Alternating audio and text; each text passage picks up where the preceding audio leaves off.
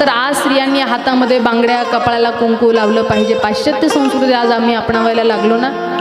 आमचा पदर गेला, हातातल्या बांगड्या गेल्या, कपाळावरचं कुंकू गेलं, परंतु पायातलं जोडवं आज ही फॅशन होऊन बसली हो.